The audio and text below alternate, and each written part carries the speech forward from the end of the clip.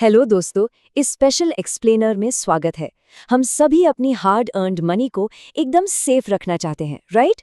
खास तौर पर जब बात रिटायरमेंट की हो या एक ऐसी पैसिव इनकम की जहां बिना किसी स्टॉक मार्केट टेंशन के हर महीने एक गारंटीड पे आउट आती रहे। आज हम बिल्कुल यही डिकोड करने वाले हैं government of India backed post office monthly income scheme यानी POMIS को। हम समझेंगे कि कैसे यह स्कीम एक टेंशन फ्री और गारंटीड मंथली इनकम का सॉलिड सोर्स बन सकती है। आगे बढ़ने से पहले इस एक्सप्लेनर का रोड मैप देख लेते हैं। शुरुआत करेंगे सेफ मंथली रिटर्न्स और उसकी गवर्नमेंट गारंटी से। फिर बात करेंगे डिपॉजिट लिमिट्स, कैलकुलेशन के एग्जैक्ट मैथ की, और आखिर में जो सबसे ज़रूरी रूल्स, पेनल्टीज और टैक्सेस हैं उन्हें कवर करेंगे। Okay, let's dive into this. सबसे पहले बात करते हैं सेफ मंथली इनकम की, जहां फोकस रिटर्न से ज़्यादा पीस ऑफ माइंड पर होता है। रिटायरीज या उन इन्वेस्टर्स के लिए जो डेली मार्केट वॉलेटिलिटी का रिस्क नहीं लेना चाहते, उनके लिए POMIS का रोल सबसे इम्पॉर्टेंट हो जाता है। सिंपल वर्ड्स में कहें तो ये एक ऐसी सरकारी बचत योजना है जो स्पेसिफिकली रिस्क अवर्स लोगों के लिए डिज़ाइन की गई है। इसमें एक लंप सम अमाउंट इन्वेस्ट किया जाता है और बदले में इनिशियल प्रिंसिपल 100% सेफ रहता है और हर महीने एक गारंटीड इंटरेस्ट पे आउट मिलती रहती है। अब आते हैं इस स्कीम के कोर फीचर्स पर और उस सरकारी सेफ्टी नेट पर जो इस पूरे प्लान को जीरो रिस्क बनाता है। अब यहाँ जो सबसे इंटरेस्टिंग बात निकल कर आती है वो है इसकी एब्सोल्यूट क्लैरिटी।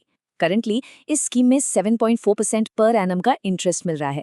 सबसे बड़ी बात देखिए, एक बार इन्वेस्ट करने पर यह रेट पूरे 5 साल के लॉक इन पीरियड के लिए फिक्स हो जाता है। बाहर मार्केट में रेट्स चाहे ऊपर जाएं या नीचे, इससे कोई फर्क नहीं पड़ता। पे आउट स्ट्रिक्टली हर महीने ऑटोमेटिकली क्रेडिट हो जाएगा और रिस्क लेवल बिल्कुल जीरो, क्योंकि इसे डायरेक्ट गवर्नमेंट ऑफ इंडिया की मिनिस्ट्री ऑफ फाइनेंस बैक करती है। सेफ्टी के मामले में ये डेफिनेटली टॉप टियर पर आता है।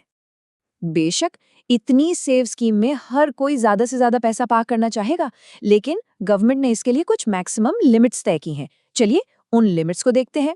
इन्वेस्टमेंट की शुरुआत वैसे तो सिर्फ 1,000 रुपए से की जा सकती है, लेकिन मैक्सिमम लिमिट की बात करें तो सिंगल अकाउंट में ज्यादा से ज्यादा 9 लाख रुपए तक ही डिपॉजिट किया जा सकता है। वहीं अगर जॉइंट अकाउंट खोला जाए तो ये लिमिट बढ़कर 15 लाख रुपए हो जाती है। इस जॉइंट अकाउंट में मैक्सिमम 3 अडल्ट्स शामिल हो सकते हैं और सभी का शेयर इक्वल माना जाता है। यहाँ एक बहुत ही क्रूशियल रूल ध्यान में रखना जरूरी है।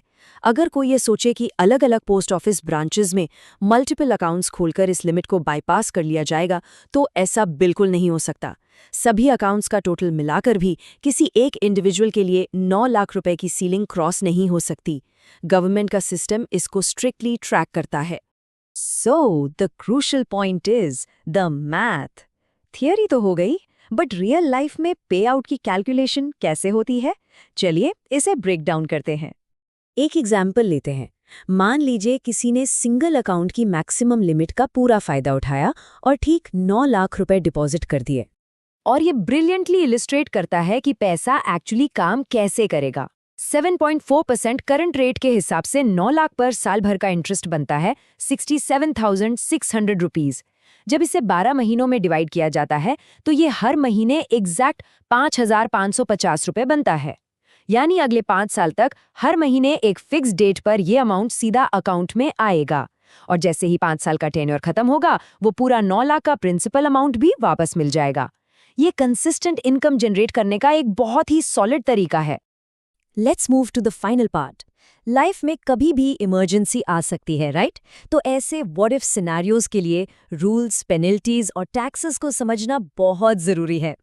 प्रीमेच्योर क्लोजर के रूल्स बहुत ही स्ट्रिक्ट हैं। पहले 1 साल तक पैसा पूरी तरह लॉक रहता है, विड्रॉल की कोई परमिशन नहीं है। 1 साल के बाद लिक्विडिटी जरूर मिल जाती है, पर एक पेनल्टी के साथ। अगर 1 से 3 साल के बीच पैसा निकाला जाता है तो प्रिंसिपल अमाउंट में से 2% डिडक्ट हो जाएगा, और अगर 3 से 5 साल के बीच विड्रॉ होता है तो ये पेनल्टी 1% लगती है। तो फंड्स अवेलेबल तो हैं, बट अर्ली एक्सेस की एक छोटी सी कीमत चुकानी पड़ती है। इसके अलावा कुछ और ज़रूरी डिटेल्स हैं। पहली बात, इसमें जो इनिशियल डिपॉजिट होता है उस पर सेक्शन 80C का कोई टैक्स बेनिफिट नहीं मिलता। दूसरी बात, जो मंथली इंटरेस्ट आएगा वो रेगुलर इनकम में जुड़ेगा और इन्वेस्टर के इनकम टैक्स स्लैब के हिसाब से टैक्सेबल होगा।